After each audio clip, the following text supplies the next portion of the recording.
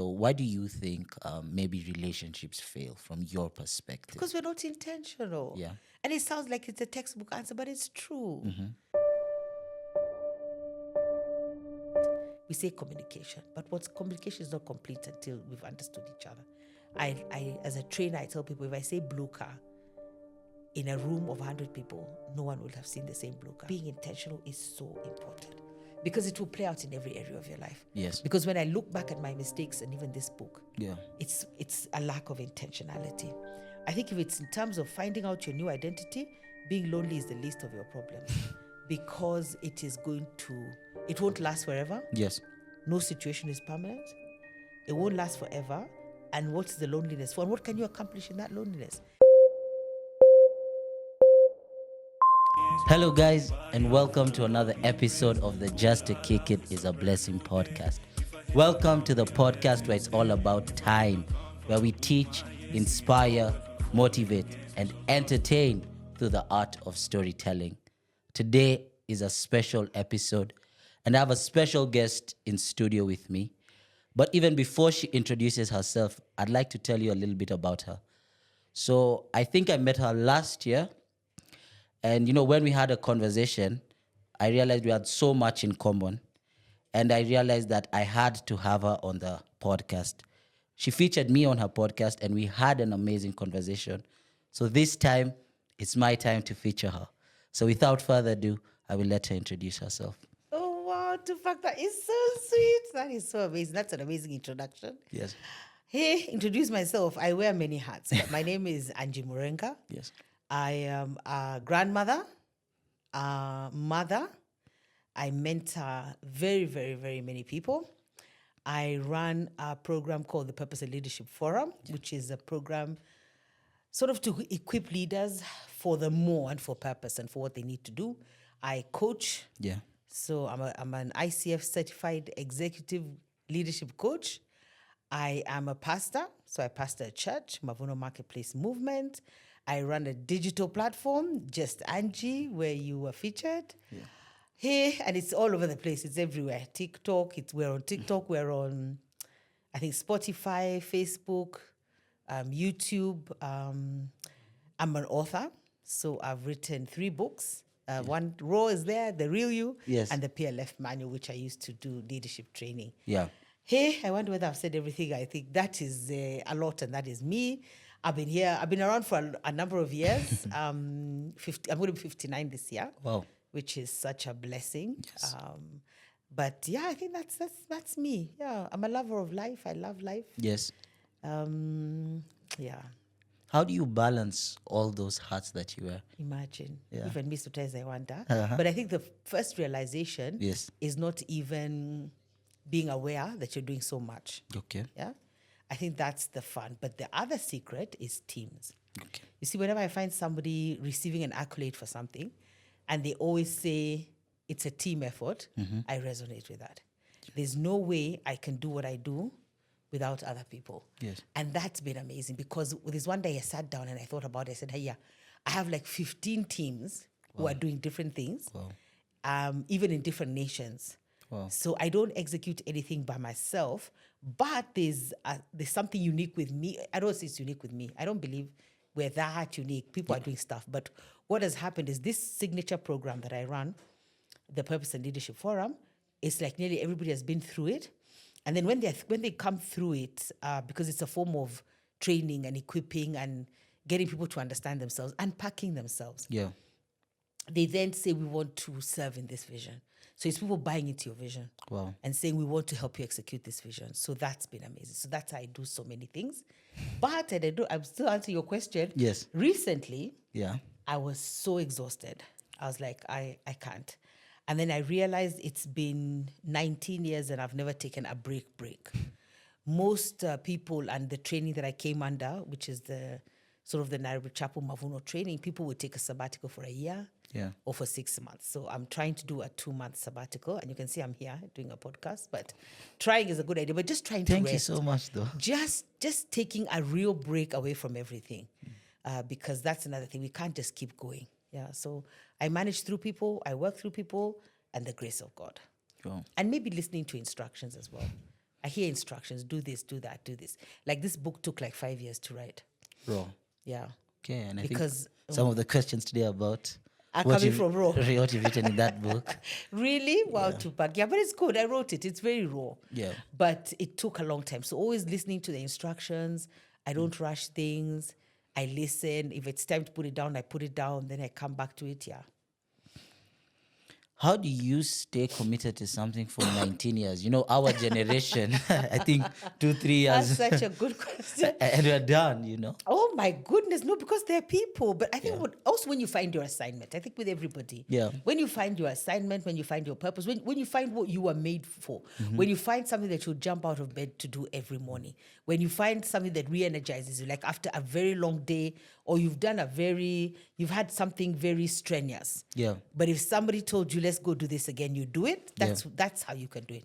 Consistency. But for my generation, consistency was everything. Okay. We were taught to be consistent. You know, like even when I rest, I can hear my parents' voices. We were not what? We were not resting. You know those African memes of hey, if you're doing, you have to have something to do. So I think consistency is it, and loving what you do. When you love what you do, you will do it. Okay. So that's the secret. You guys need to find that thing that you love and that you'll give it your all, and then being all in. So something that you're willing to jump out of bed no matter how you feel, no matter. And it makes you jump out of bed. Like you are ready to be awake. That's the thing you need to find. Okay, yeah. I think you're right, because I think a lot of us lack that. And I think that brings me to my next question. So you were in corporate before. What were you doing in corporate? So first I did 17 years in hospitality. So I did, so I managed hotels and ran hotels in the different departments, coming through the ranks. You know, what I also love about managing hotels is you have to know how to do everything. Yeah. So you have to go through every single department, know how it runs. And that helps, because once I was at a hotel where there was a strike by the staff. And that's when all the managers have to get everybody jacket off, let's go. For the first time, I was like, wow, that's why we have to know how to do everything, because you have to cook the food, you have to serve it, you have to go get it out of the stores, you have to know every moving part of running hotels. Yeah. So I ran hotels for 17 years, different capacities. And then I went into sales and marketing of a brand of coffee that I love until today. And I did that for 4 years. So that's 17 plus 4, that's 21. That's my corporate life. But even this one, I counted, because I I do coaching, I equip people, I train. So this has been 19 years. So 17 plus 19 is, 9 plus 7 is? So 35 years. 36. 36 years. Yeah. Of doing life. Yeah. So what was that moment that you realized that corporate was not for me? I don't think it was me realizing. I think God came looking for me when I think about it now. Yes. Because I can look back 19 years and say, because when things are happening at that time, you can't make sense of them. But makes sense after. Yeah. So he came looking for me. Okay. He had been on a journey looking for me. And then it was very dramatic. Yeah. But then my life is full of drama. That's exactly who I am. Yes. If there's no drama, something is wrong. There has to be drama. Yeah. So I think it wasn't me looking for him. Although, is it like, if I think back now even, it's coming to the place where you look for the meaning of life. Okay. Because I read something. I hope you'll tell me if this makes sense. Yes. I read something the other day. It says that, God's word says that, even if I don't say God's word, value, we say we value things. Yes. So let's say, I'm going to use this example the person gave. They said that in God's word, we say we value God. You can't serve both God and money. Yeah. So the value is supposed to be God. But what he was saying is, so if you put God and money, we all know that the value should be God, but how we act out is our value is money. Yeah. So I think that when I look back 19 years, it was finding the meaning of life and finding that there's more to life than money. There's more to life than money. Okay. Do you think that's something that only well-established or financially okay people say? No. Because I see this argument online all the time that, honestly, I've seen this argument all the time online where people say that, You know, when someone writes money is not happiness, it's always written by someone who's gone Who's through gone that through experience of realizing that. But I didn't have any money. Okay. At that point, Yes. I actually left the money. Yes. I left the corporate Job. job to go into full-time ministry. Okay. So when I say that, I didn't. But it's the truth. I promise you, it's the truth. Okay. That money is not everything. We're looking for it, and it helps us get things done and be comfortable. But it shouldn't, because that's what then people have compromised on. Yeah. They've compromised on. They've given money value. They know, even if you didn't say God, people don't want God. They say family, family over money. Still, your everyday choices reflect that you value money over family. Because they said this. He said, if you are a fun person or even outdoor person, your choices will reflect that. Because you want to do fun things or outdoorsy things, isn't it? So we know that's what you value. But what do our everyday choices tell us that we value? And that's why it's not just making that statement. Money cannot. When you see people in hospital and they have money, and they realize even my money at this point cannot heal me. Save me. It cannot. It doesn't matter how many billions I have. So it's even like, I don't know who sang that song. Is it Janet Jackson or Luther? The things that money can't buy. Yeah. They can't. Money can't buy you peace. It can't. Can't. And so many of us are every day we have no peace. We wake up peace. No drama. We don't have peace. Yeah. Look for that peace. No, I actually like what you said, because I think I also read the other day and said, if you really want to know someone's values, look at where they spend their most time. Yes. Don't listen to the values that they tell you. Because that 100% of the time, those are not most likely their values. It's our choices Yeah. that inform our values. What do you value? Yeah. I found a man the other day who has stopped doing engagements. He's a consultant and does other things because he's realized that the first 9 years of his son's life are so important that what he inputs into them. Yeah. So he's cut off everything else that can be a distraction to focus on these two boys. Because he said that if you look at the many problems in people's lives, is that they were not close to their fathers. Hey, let me tell you, we have a lot of life to do. That relationship is so important because it's going to shape who you are. So his value, we can see his value. He values his family. If he tells us his values his family, we are 100% sure. Then there are other people on the other side of the equation, look now where we are going, who say they value their family, but what they do is they go to work and they're never with their family because they want to provide money. There are so many things that money cannot do and provides lots of wounding in people and children. Okay. So and I think that's important for people to know. Anything that you really value, you'll put time into it. And we'll see it. And you'll see it. So if someone's watching this and saying that they value family and you're clearly not putting time, you should revisit that, Yeah. And there should be a balance. Yes. I'm not saying leave everything and go be with your family. Yes. But I'm saying really look at what you have to interrogate. Why do I do the things I do? Yeah. And what do I want? Okay, I want to make money for my family. Yeah. Will there be a family? Is there a family? Am I focused on my family? What am I doing? Yeah. Do I spend time with my family? I even watched once the top, I think, female African-American CEO. Yeah. And she said that because she can't have quantity time with her kids, she just makes sure it's quality and she doesn't miss too many opportunities to be with them. Okay. So you can figure it out. Yeah. But if you say you value family, then let's see the value. Okay. And like what you said, life is a balance. It is. It's about finding or creating that balance, Actually, on the way here, I saw a photo. I usually follow some of these motivational pages. And the thing was, life is not sometimes about finding the balance, but creating that balance. Creating the balance. Yeah. Because you have to create it. Mm-hmm. So what started your journey into ministry? So here you are, you've just left corporate. So how did that journey begin? I think the journey began when I was still in corporate. And that's why I said I think God came looking for me. Me, I didn't know. Yeah. So what happened is there's this called Mizizi. Mizizi is a program that's run by the Mavuno churches. So it was a foundational course, sort of. Yeah. And Pastor Murithi Wanjao, who is the pastor of the Mavuno movement, decided that he wanted the whole church to do it. That time we were 400 of us. So we did it. And then also, you said to me, I love drama. So I come to church one Sunday, and there are 8 men, eight 16 men, eight of them carrying a coffin, all wearing black suits and shades, and each one is carrying a coffin. And they filed to the front of the church and placed the coffins down. And then we're asked to file past the coffin and look inside. And inside the coffin was a mirror. So what you saw was yourself inside the coffin. Do you see drama now? Yeah. So, when the light was going, everybody went back to their seat to pin drop silent. And for me, somehow that, coupled with that week, the message was dying to self, broke something in me. And I couldn't stop crying. Yeah. And it's the realization that you're going to pass on one day. And is your life going to reflect what you value? How is your life going to be different?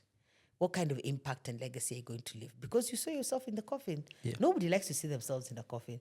Every preacher, every preacher, especially African preachers, Kenyan preachers, at every funeral will tell you, this one has gone, it is you now. But we don't take it seriously. And it's the truth. So that triggered something. And then the content was about dying to self.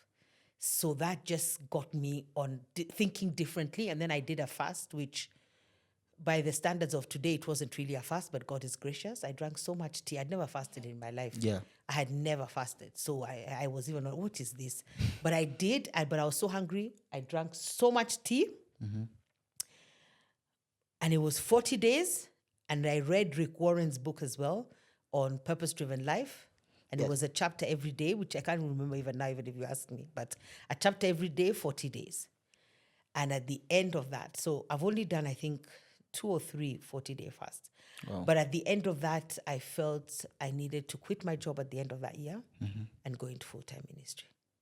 And that was February, March, April there. And then by November, I resigned. And January, I reported to Mavuno Church for the Discovery Program. So I started a journey from there. Okay. So when you resigned from your job, you had no idea of where your income was coming from. It was just a leap of faith. Yeah, and my dad thought I was crazy. My dad, my family members, people, honestly, and my dad was a really quiet man. He really thought I had lost it. Yeah. He was like, this child has lost it. And they're Catholic. So they're like, this child has lost it. What is going on? Yeah. But I like my dad as well because he's late now, but he was a quiet man. So he said, let's observe. Yeah. Let's observe. Because he asked me, the first question he asked me is, how are you going to provide? I have a daughter. Yeah. I think that time I was already separated. Okay. And so he's like, he's asking a normal question. Yeah. How are you going to pay rent, buy food, Yeah. and do normal things? Yes. How are you going to do this? And I told him God will provide. And the most profound thing about that conversation is about, I think, 10 years later, when I was being ordained as a pastor. Yeah. He shared that story, that he asked, what am I going to do? And he said, God has provided. And the whole church broke out in tears. Honestly, we did. Yeah. Because I'd even forgotten that conversation. And God provided. I think they were waiting to step in, I must say. They had said, okay, they'll step in. But they didn't step in. I don't know how. I think we were taught how to raise support. So for the first year with Mavuno, we raised support. So my support covered my rent. Yeah. And my rent and my food, because Althea's dad paid her fees. Okay. So that's how we did the first year. Then it came to the second year. I was like, what are we going to do now? Because the provision was for that 1 year. Yeah. So towards the end of that year, my father gave me an apartment where I live now. So rent was now hassle for food. Yeah. And all the other things. Yeah. And it's just been a journey like that, a journey of faith. It's not for everyone. No one should try this. I don't think people should try. Because I think sometimes when people watch other people, they try it, but you see, everybody has their journey. I think we learn from people. Yeah. You pick nuggets and things that you can, but then you have to live your own life. You can't try something that's not for you. Yeah. Yeah. No, I agree. What you said is that everyone's journey is unique. So even as we have these conversations and we have very different conversations, you don't have to pick everything that we say. You just have to pick what's applicable in your life. And I think it was beautifully said by another girl that we had on the podcast last week or the week before that. And she said the same thing. She said, some things I say here today might not be applicable to everyone. It's for you to understand, based on your life and the experiences you go through, what to pick. And what not to pick. Yeah. So as you know, we were reading your book and watching some of your interviews.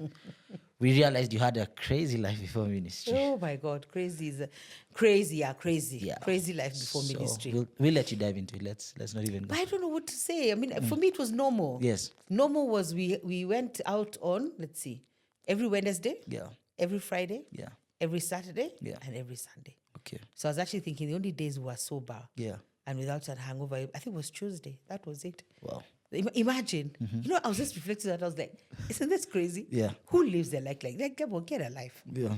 And so I don't know what you want to know about it. It was really crazy, but it was my norm. Yes. In my circle of friends and life, that was normal. Yeah. When we went to school, because we went to school outside, I went to school in the UK. People used to wonder what's wrong with Kenyans. I think they still do. Is there and it's genuine. Yeah. Genuine worry. Yeah. Is there a problem? What kind of trauma is this?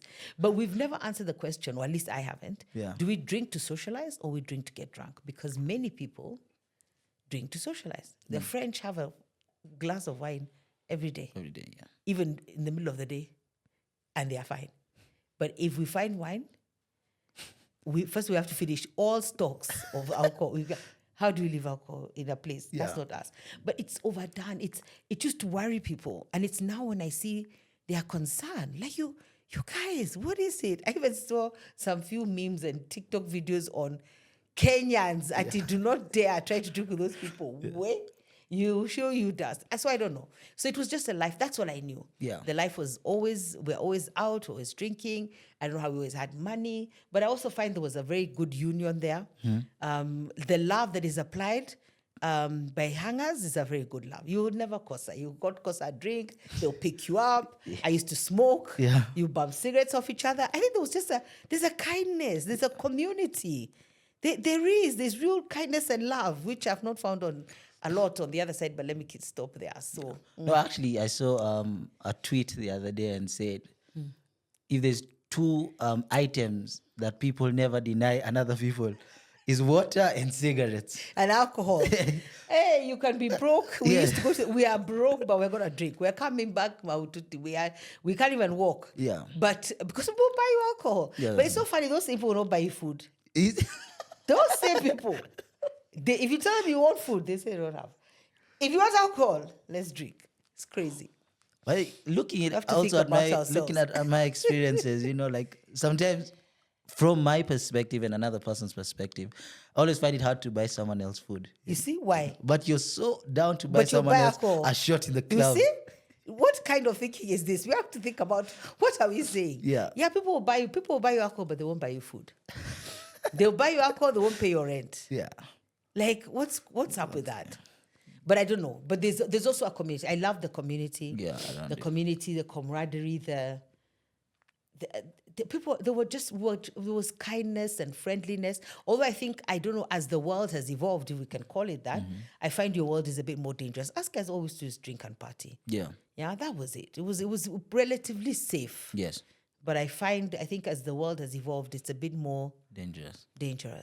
Yeah. I think so too. Like, I think the world has also really opened up. So there's a lot more drug consumption going. There's a lot more worse things happening, I remember being at a party once, I think in the UK, and we were looking at those guys with their needles. They're like, you guys are crazy. They were like, you guys stay there, us guys stay here. We just drink. Yeah. I don't know why we're in the same house, but anyway.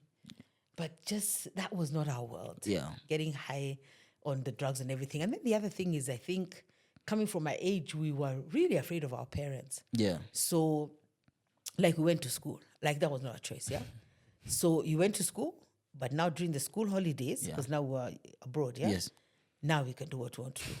But school time. Yeah, was a must. We could hear their voices here. We do this. There was a very good, healthy fear of parents. Yeah. Very serious. We weren't playing with those guys. There are things, there are lines we were not going to cross. Yeah. So we went to school. Then we partied. Yeah. And we never partied during the school term. term. But after that school term, we did things. No, I think I like it, especially you use such a nice way to describe it. Healthy fear. Healthy fear. Fear of parents. Yeah. You know, and I like the fact that you put the word healthy, Healthy there fear. because it tells you about that, that kind of fear. And I think now there's no fear There's no fear. or it's unhealthy. It's unhealthy, yeah. Yeah. We as guys had a healthy fear of our parents. And I think there's a place for it. You have to, I don't know, honor your parents. Sometimes I watched a Gen Z meme and I couldn't understand it. Because she was saying that they were not there for us. So I was like, but you look healthy. You look, I mean, I was not going to respond because I don't want the drama, but I was like, but you look healthy. They took you to school. You look clothed. Yeah.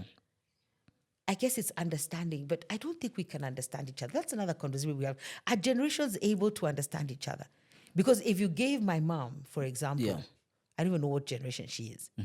Like, hey, things were slapped out of us. That's how we were We are taught, aligned. yes. Yes?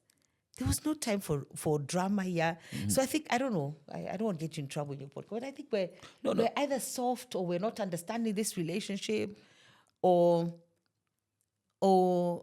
like for me, it's been a hard balance also of trying to be a friend with my child, Yes. with my daughter, and being a parent.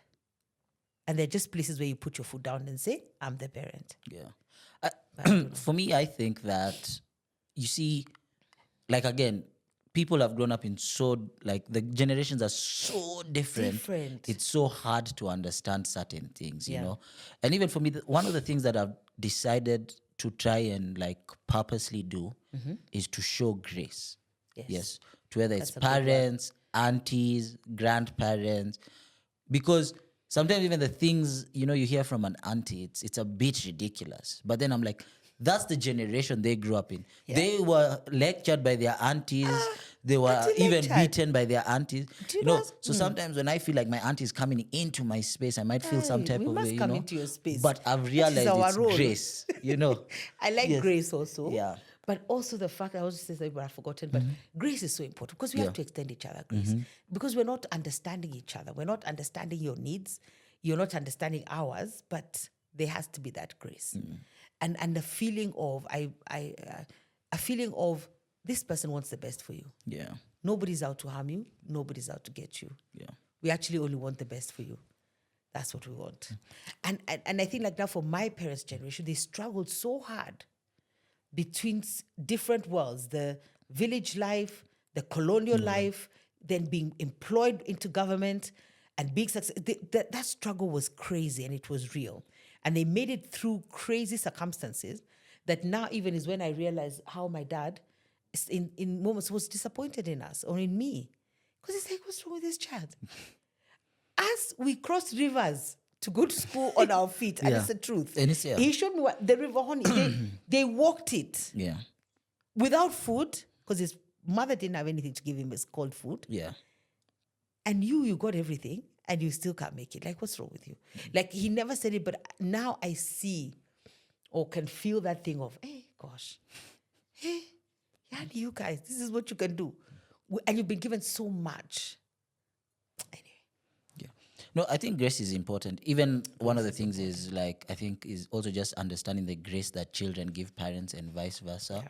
I think is an important place for parents and children to understand because, again, when I look at it, and someone also shared this on the podcast, is even with relationships and maybe why the younger generation is struggling with relationships is because their parents are struggling with relationships as well. Yes. And their parents are only struggling with relationships because here's a world that has taught them that they only needed to be with one person.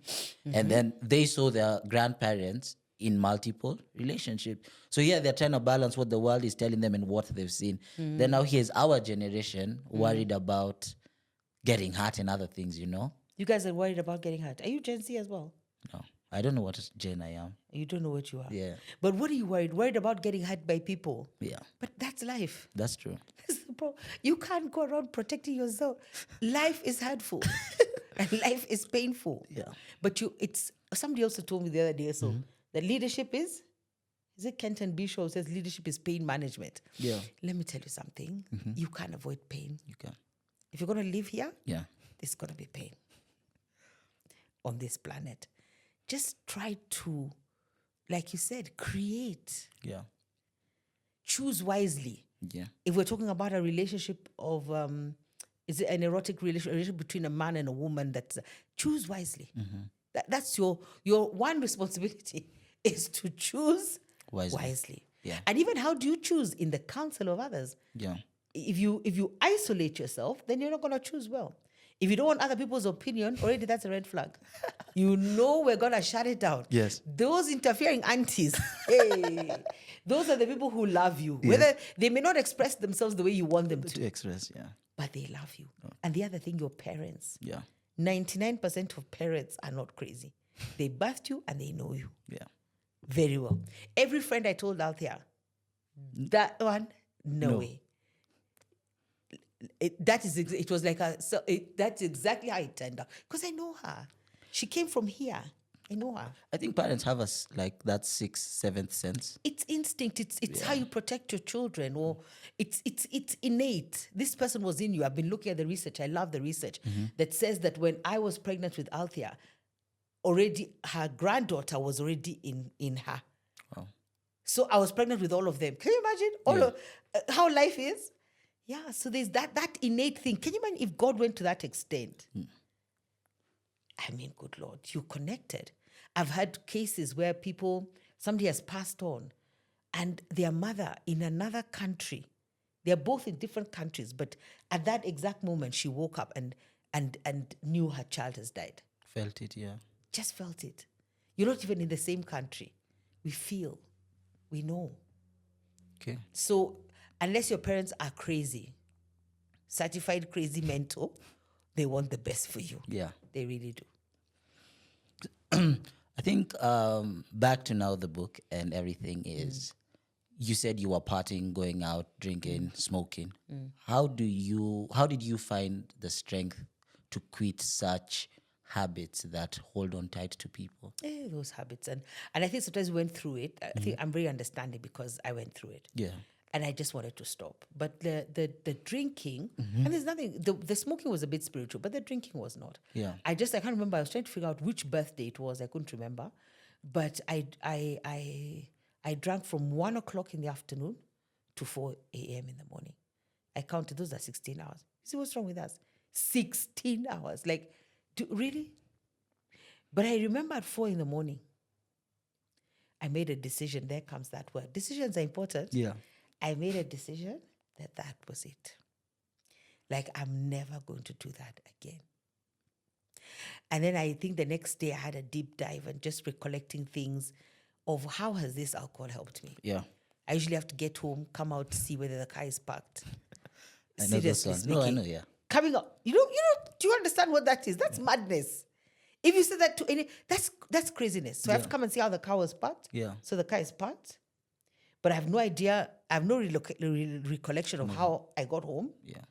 Which route I used, I have no idea. So just that question yourself, like, are you okay? Like, what's wrong with you? Like, this is too much. So that was a realization and a decision. Yeah. So there are different ways that people stop these things. Yeah. For me, it was just like that 16 hours, I was like, it's enough. Like, it's enough. Like, it's okay. You will finish. The end. Yeah. You can't keep doing this. And then you sit and think, why do I do this? Like, what is the end goal here? So that was for drinking. So, but the smoking is the thing I struggled with the most. I cried, I wept, I fasted, I did everything. And this, that. That one, even until today, I don't believe that I stopped. Yeah. Because that was a proper addiction. I was gripped. Yeah. And I couldn't stop. And I did everything. I'd smoke and cry because I don't want to smoke, but I'm smoking. It was such a crazy addiction. That was a very strong one. Yeah, so there was, that one was, if I could say that, it was a deliverance that took place. And actually when it happened, I was looking for a place to go and smoke. Wow. So I had my cigarettes and my matchbox, and I was looking for somewhere to smoke, and I was at a Christian retreat. Let me just say that. Yeah. And I'm trying to figure out where am I going to smoke, because these people know everyone here is a Christian. Yeah. What am I going to do? And I'm trying to figure it out. And then I was called. Pastor Simon and Pastor Linda called me. They prayed for me. And for the first time, I knew, because every time I'd been prayed for or something like that, I would never surrender my cigarettes and my lighter, ever. Or if I surrendered my cigarettes, I wouldn't surrender my lighter.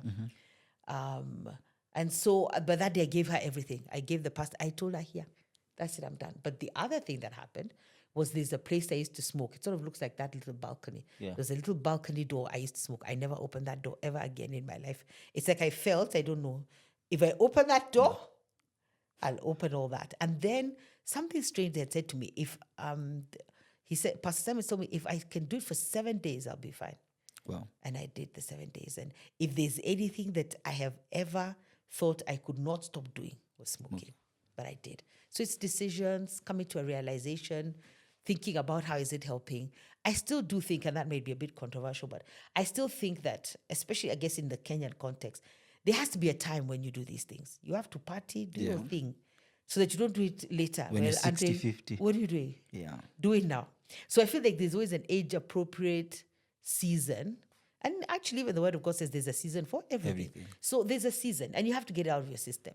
You have to party, you have to do the things that you need to do, then stop.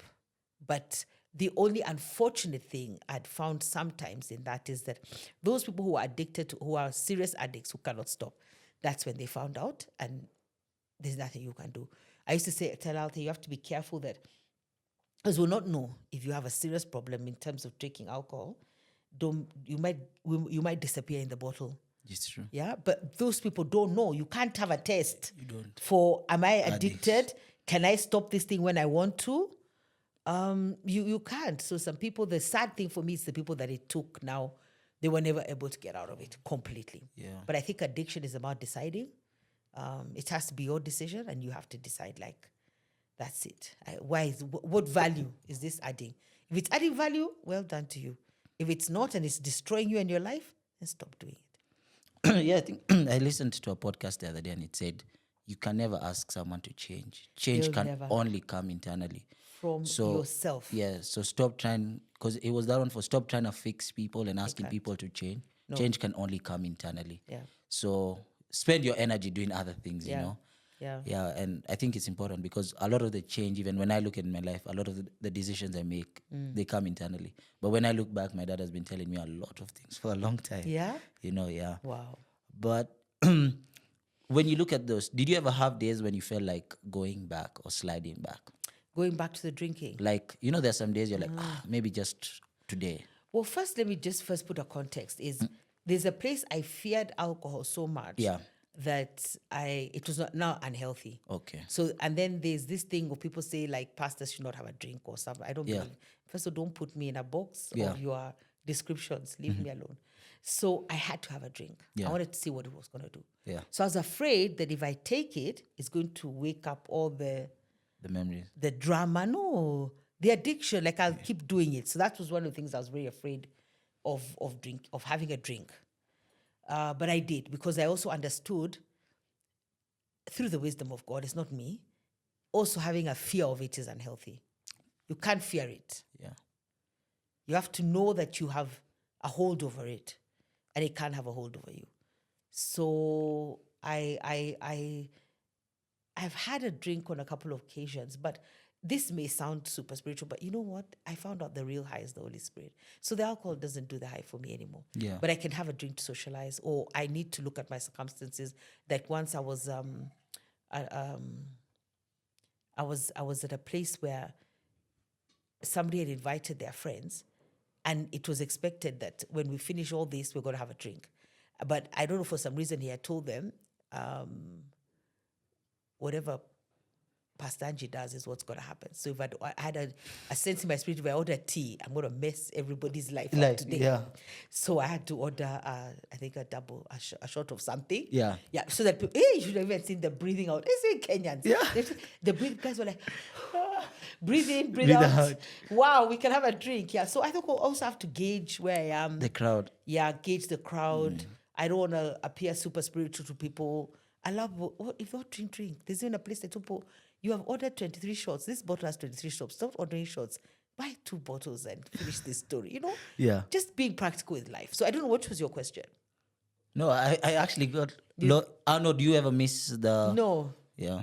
no. I even tried. I think once or twice I even went clubbing. Yeah. Went with my daughter and her friends. Wow, wow, wow, wow. Hey, the worst thing about clubbing, Yeah. if I can be honest, Yeah. was the way the music couldn't get out of my head. Gee, da, da, da. I went to bed. I'm like, we used to do this every day. Are we crazy?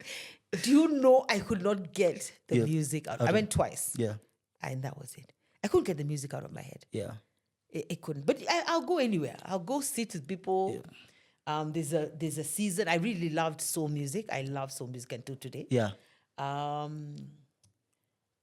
there's also a season where I felt I had to step apart from that music. Yeah. But there are times I just want to listen to soul. I just want to listen to soul. As long as there's no F words, no profanity in it, I'm fine. Yeah. Yeah.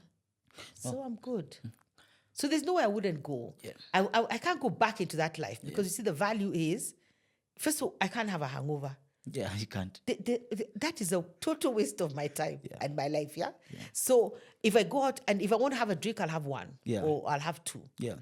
And I don't. And people, I don't know where was the idea. Someone was really trying to force me to have a drink. And I'm like, no, I don't want it. First of all, for me, I feel like it's a depressant. Like it depresses me. It doesn't give me the high. So I don't know what to do after that time. But anyway, it depresses me. So I feel like it makes me moody. And I don't need that. I have so many things to do in one day. You clearly do. In just one day of my life, I have too much to do. So I cannot, that's not the space that I want to be in. And I don't know whether this is the place to say it, but I'm always thinking, because I've thought about it a lot, that I think if there had never been alcohol in our house, I would never have been exposed to alcohol. Okay. So that's the thing. And my parents had locked it up. They were responsible parents. Yeah. But we were also ingenious children. So we knew how to open. Yes. You know, we opened the cupboard, drank the alcohol, and then made, like whiskey, we had perfected the art of making tea strungi and returning it to the bottle. So I always wonder, did they ever serve guests our sturungi? And, you know, like, when the guests look at them like, are these guys mad? Children will perfect it. No, they so are. I just feel like always, it might be a fast stretch. Yeah. But as much as possible, avoid, especially at home. Yeah. Avoid alcohol in the house. Or then lock it up with combinations and guns and armory. Like, they can't get to it. Everything. But if they get to it... But kids are always smart, though. Getting to it is the problem. Yeah. Because I think even very young, some friends started at 14, 12. You just want to experiment. Yeah. Because the thing is, I think it's human instinct, nature, when you're told don't touch. Like in the PLF manual, I have a story of you'll be walking in a museum. Yeah. And you're just seeing the pictures. When you get to the one that says, you have not been touching anything. The one that says, do not touch, it is human nature. We must look around and we must touch. So that's the same thing with alcohol. Yeah. The fact that it's locked up is a mystery. So we've got to discover what is it that we don't know about this alcohol. So I think, because that was my first my first encounter with alcohol, was in stealing it from the house and then drinking it. I think I also had the same. So yeah? I can't totally, So you see, they should be no. But ours was apple juice. We used to replace it with apple juice. You're a bit more sharp. As guys, I think maybe there was no apple juice. I don't know. We just mixed our tea and we put it back and we went on with our lives. But I don't even know, because I can't remember. Did we feel good? Why were we doing it? Were we high? I don't understand. When I look back at it, I try and understand. But I guess it's exactly what you said. When you're told by your parents, that one, don't touch. That. Now we are going after it. It's that human. one now we are going. You tell me boys are bad. Now, hey, system engage. It's just natural. Yeah. Whatever you tell us we cannot have, we must have it. Yeah. No, it's human nature. It's human nature. Yeah. Looking back, did you ever feel shame or guilt towards the people that knew who you were once you changed and you took on this new identity of yours? Never. Hey, how? No way. There's no place of shame. I think the things that have brought me shame when I think about it now, as I'm reflecting on life, is just maybe the choices that I made about my own life. Okay. So maybe the choice of divorce or separation, then what those choices, how I raised out there, the mistakes I made, those are the only things that I can say I've been dealing with the shame. But I can't feel shame. Why? We're all there together. Even you, Ruka, cross the. What do you mean? Here's the jump over here Yeah. if you want to. But no, I can't. I can't feel shame. And I also feel that had a purpose for me.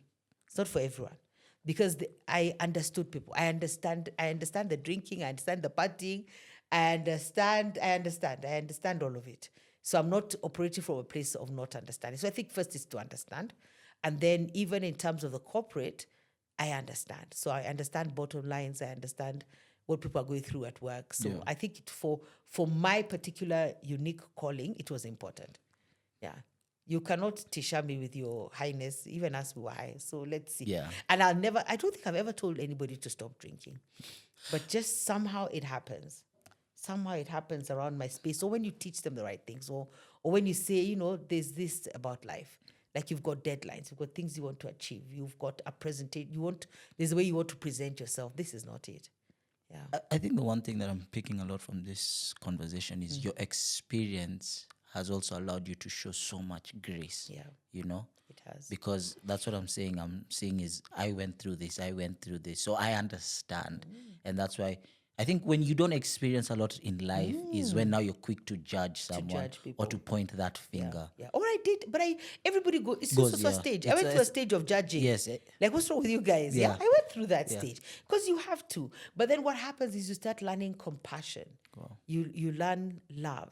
You learn, even you'll have your own children. You please do not talk about other people's children. What? Deal with yours. God help you, because yours are coming. Let us pray that they don't come with drama. Just leave people, because you can bring people down, and then where your own experience, it could be yours is on the way and you don't know. So I think just grace is very important, compassion. But I did go through a season of judging people. That one I cannot say I didn't go through that.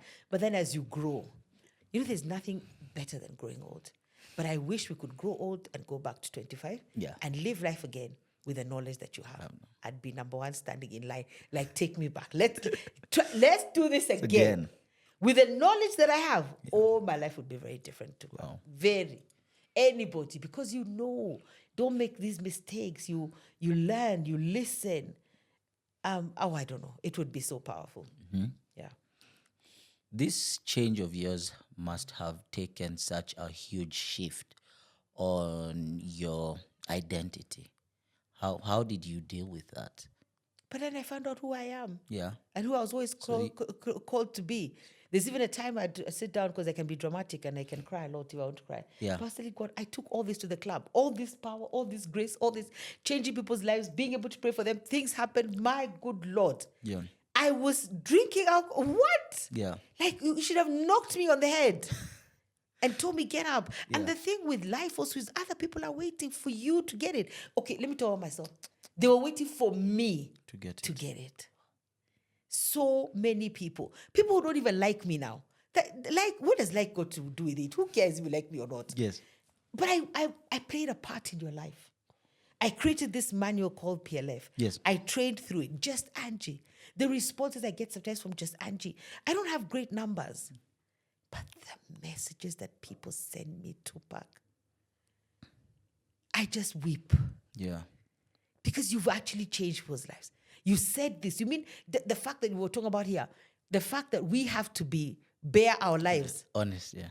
Other people are not bearing this. They like that you bear yours. You see, there's a problem here. Yeah. They like that you bear your life. Them, I don't know anything about them. They don't come and bear their lives. Yeah. But they want us to bear their lives so that there's an authenticity, there's a realness. I remember Pastor Murenga telling me, realness ministers. And it's the truth. But then we have to be so vulnerable with our lives. But people's lives are changed. So I had to get it so other people could get it. There are people who cannot stand Pastor Angie. They can't even come in the same room as me. But the stories they write to me about this book shocks me. Even when I'm like, which page was that? What do you mean? And you got healed. Why? Where? What did you read that healed you? Yeah. What could you possibly have read? Yeah. Explain. Yeah. But, it's safe. So they can experience Pastor Angie without experiencing Pastor Angie. Because there are people like, that woman has too much drama. We are not even engaging. Yeah. But if they read the book, they get it. This Real book is people are even taking it even to places outside the nation. Wow. Where it has helped people. I work a lot with reforming and bringing back women, reintegrating women and girls who've been to prison back into the system. So this book has even gone to prisons over across the world. Because you have to. I actually made a Swahili copy because one girl told me, I think she's in prison for like 30 years. And she said, what about if I don't understand English? So we created a Swahili version of this. Because somebody read it, it impacted her. She is in prison still. But she was like, what about other people? Wow. So now, I don't even know which question you're asking. Do I have time to drink and have a hangover? No. I don't have. Yeah. There's no time. There's no time. I have to do all the things that I have to do. Right now, I'm in my legacy building years. Yeah. So even if Althea likes to say I'll live until 200, it's not possible. Yeah. But even if I live to 95 or 100, I'm in the last part. So what I do now is very important. And maybe to answer the young people, be intentional early. It always helps. You can't just live life. Yeah. Or life just happens to you. You don't know what's going on from one day to the other. I was telling some young people the other day, even your partying, be intentional. What do I want to? Okay, so I want to hang out with my friends. Do I give them 2 days a week? Do I be intentional? Will I be home at 2? Yeah. When it gets 2 o'clock, I'm out. Yeah. So you're not just a happy-go-lucky person. Going with the wind. Out, going with the wind, where the wind will take us. Sometimes even us guys, we would wake up in Mombasa and we're supposed to be in Nairobi. That's different. Don't be like that. I've done that a couple of times. Me, let me tell you, I almost fell down. I'm like, when I think about it now, like, what's wrong with you? And my daughter was in the house. And there were no mobiles. Yeah. And by the grace of God, the house girl better go check on her before she leaves, because I'm in Mombasa. Yeah. Physically. I'm not supposed to be there. Yeah. Anyway, be intentional. So if it's like, even you want to party until, so you decide, I want to party, I want to go here, I want to do this, I want to say, but at 2 o'clock is my cutoff and I'm home. That's, at least there's some intentionality in that. And I'll do it twice a week if that's what you need to do. But being intentional is so important because it will play out in every area of your life. Yes. Because when I look back at my mistakes and even this book, Yeah. it's a lack of intentionality. Okay. It's just going with the flow. Actually, even let's pause a bit. Where can someone get the books? At Bookstop, Yeah. at Yaya. Okay. So there, and then there's the Fungomano Christian Bookshop at Yaya. Yeah. So all those 2 bookshops are at Yaya. Yes. There's Nuria, but it's on 11 ebook platforms. So starting from Amazon Kindle, going all the way down. Yeah. And I think Real You is, there's the book and there's the audio. I haven't done the audio for this one, but they're all available. Yes. On 11 ebook platforms. So there's no reason someone should not read it. There is no reason that you should not read this book. Yes. Yes. Okay. So I want to give you a scenario. Let's say I know that maybe I need to change, but I'm struggling to holding on to my old identity, and I'm scared to be lonely. What advice would you give me? Be lonely. Okay. It's never killed anyone. So that's the problem. Yeah. It has, you think something, you cannot die. Yeah. You will not die. Yeah. So I think be lonely. Because this is what I'm saying is decisions. Decisions are so important. I like one of my friends who says, make high quality decisions. There's nothing as important. Because you see, decisions will shape the rest of your life. Decisions like who you marry is going to shape the rest of your life. What jobs you do, what training you get. Honestly, it's going to affect you in ways that you cannot imagine. So I think being lonely is such a small part of life. Yeah. Because I don't know why I felt, but sometimes I can have very morbid thoughts. Would you rather be lonely or in jail? Choose. You can choose which one do you want? Make choices. Yeah. Being lonely is and then there's also being lonely and being alone, isn't there? Yeah. So you can be intentional. But I also say sometimes to people, even if you say you're lonely, then reach out. See, the problem, you're lonely and not reaching out to people.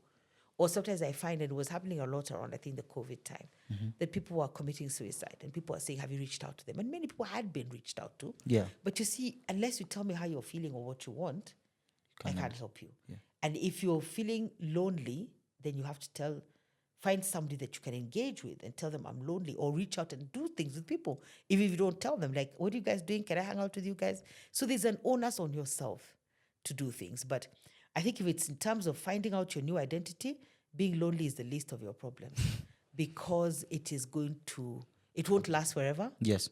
No situation is permanent. It won't last forever.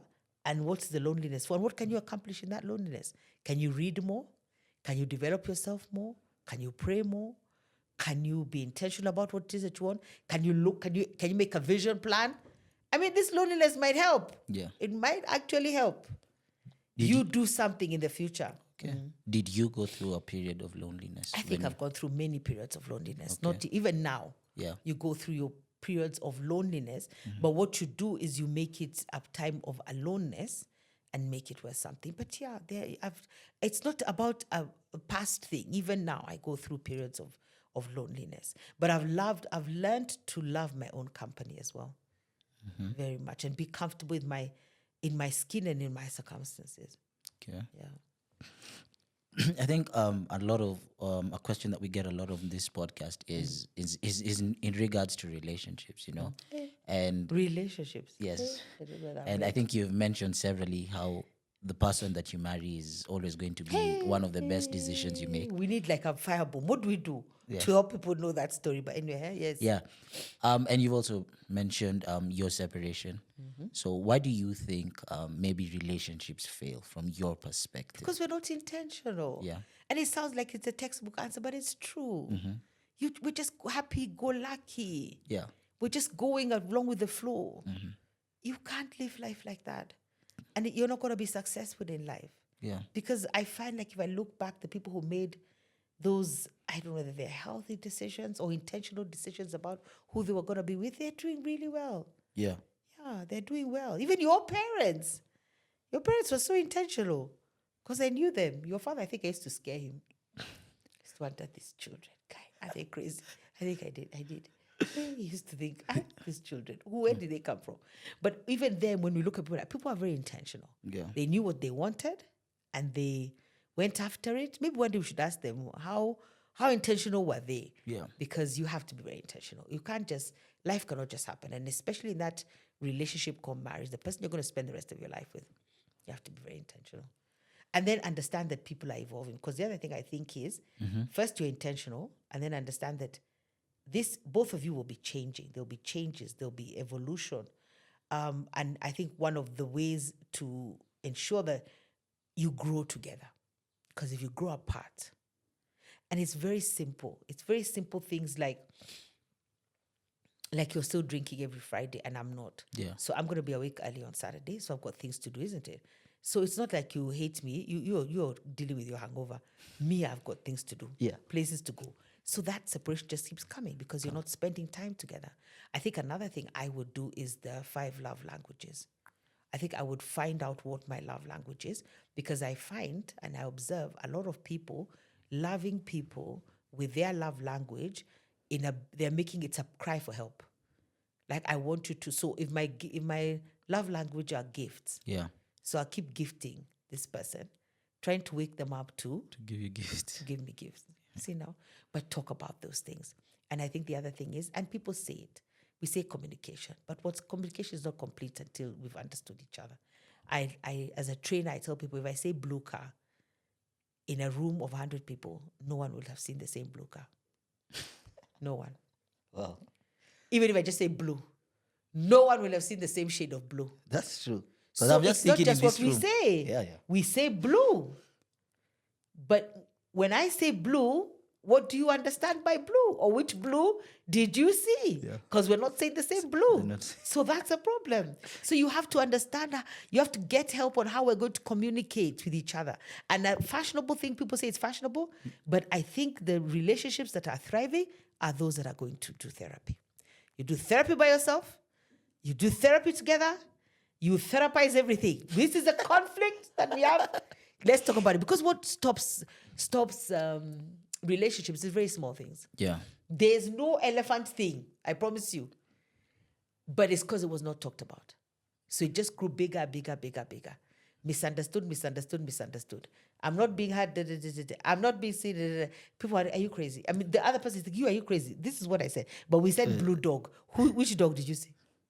No, you know, We're not communicating. I'm just laughing the fact that you said blue car, and I'm thinking of Yeah. all the blue Okay, cars. what blue car did you think about? Okay, what car did you even think about? You see, that's what I was trying to say. You said only 2 sentences. You said only 2 words. Yes.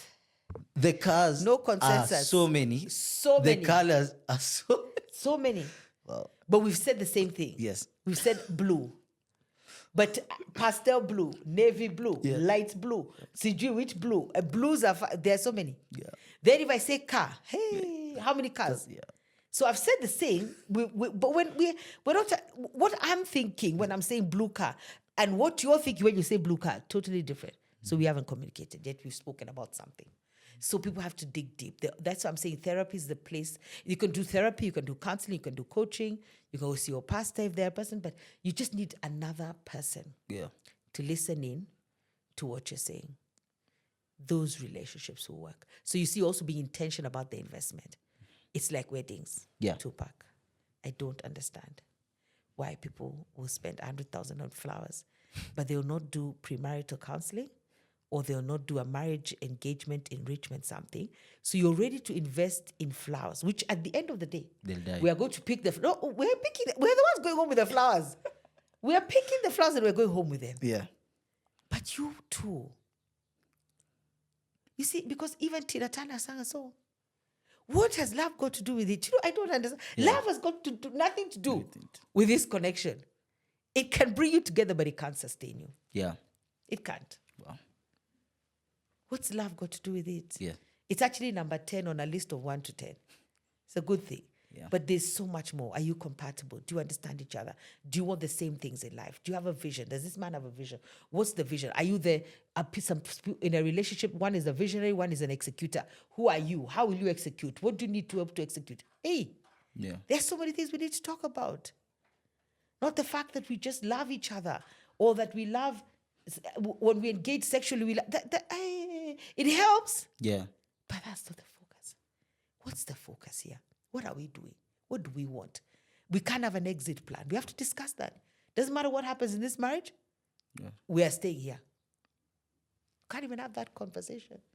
We can't even be open with ourselves. But now you get me started. But we can't even be open with ourselves. So let alone having this intentional conversation with somebody else.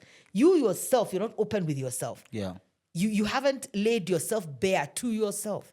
You know, one of the most powerful scriptures I love is the one that says, love God with all your, he said it's his commandment. Love God with all your strength, your heart, and your mind, but love your neighbor as you love yourself. I'm always fascinated. How has the neighbor slid in?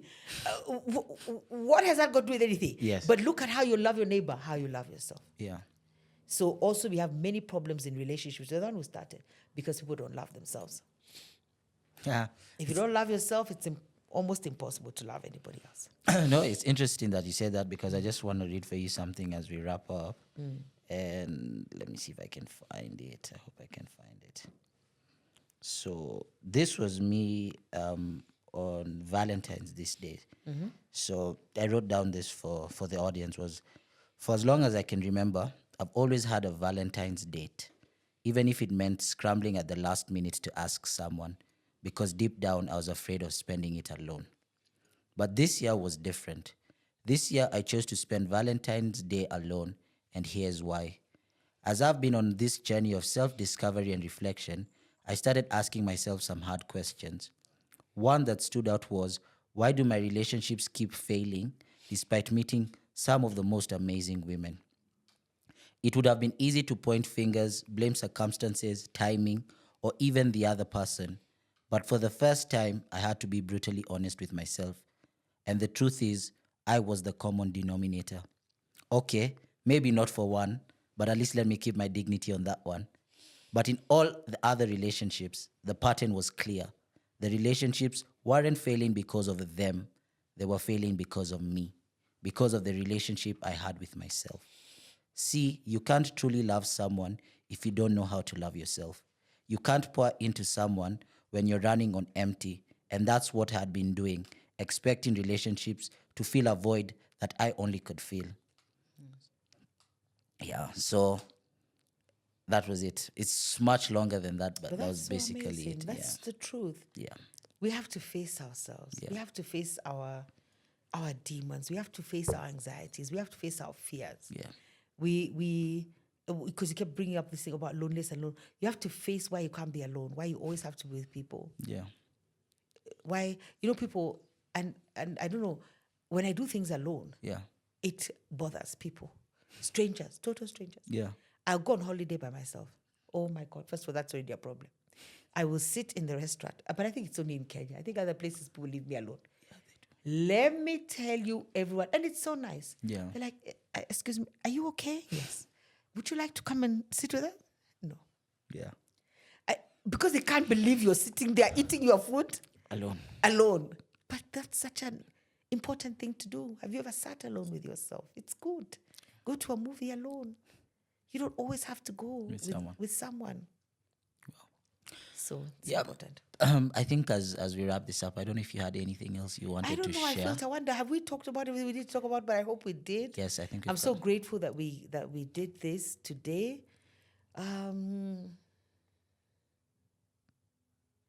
Maybe because of what you said is do a deep dive into who you are, who you really are. Sometimes when I say that, I see myself, people like even testing different things, like what kind of cake do I like? What is my favorite color? Why do I like this? Why do I have a passion for this? Why don't I like this? Just do a deep dive about into yourself. And maybe you could, again, they're going to say if they're working every day, but if you could give a day or a morning or an afternoon just to you and doing the things that you want to do. I think talking to women, I find that more with women. They invest in everybody around them except themselves. So it's important to invest in yourself, because then what happens is we become bitter because everyone else is moving on swiftly and nobody asked you to make this investment. So if you make the investment, make it because you want to do it. Yeah. But I feel like carve out some space for me and some time for me and get to know me. You know, go for that therapy, read a book, do something different that you normally would not do. And love yourself so that you can love others. Yeah. Begin a journey into loving yourself, forgiving yourself. And maybe that's why, because I feel like I'm doing that the last 2-3 years, there's no shame. I refuse to feel shame. I refuse to feel guilty. I did, and I cried a lot about it. But I've said, okay, get up and let's do something different. What can I do? Yeah. Even for me to have written that, it took a lot of strength. Yeah. A lot of pain. Yeah. But I think it was something to admit, because I know there's a couple of people out there feeling the same as me, and I think it's important to start those conversations. Even if you haven't reached where you'd love to reach, I think it's important to, start those few steps. And I'm thinking as parents as well, if some parents will watch this, Yeah. or even yourself as a parent, start planning a time when your children who you're pouring into everything and need you will not need you. That's another very alone and lonely time. Wow. But it's because you haven't thought about it. You better think about it. Yeah. People are stepping up, going out, carrying on with their lives. And there's a place where they will not be with you. They will not refer to you. They will not be with you. Yeah. And what are you going to be doing with your life then? It's very important in terms of intention. Thank you. I've loved this conversation. Thank you so much for gracing our invite. Thank you so much for even praying with us before we started this podcast. Yeah. We really appreciate that. Thank you for blessing our beautiful space as well. It's a beautiful space. Yes, and we will have you again and again. Thank you. Thank you, and may God bless you. God bless you too. All right. For those of you tuning in from home, thank you so much for listening to another podcast. Thank you so much. Remember that no matter where you are, no matter what you're going through, just to kick it is a blessing. Goodbye and see you next week. For the Lord we praise. Ooh la la, it's a brand new day. If a hater come, we are let him stay. If a demon come for the boom,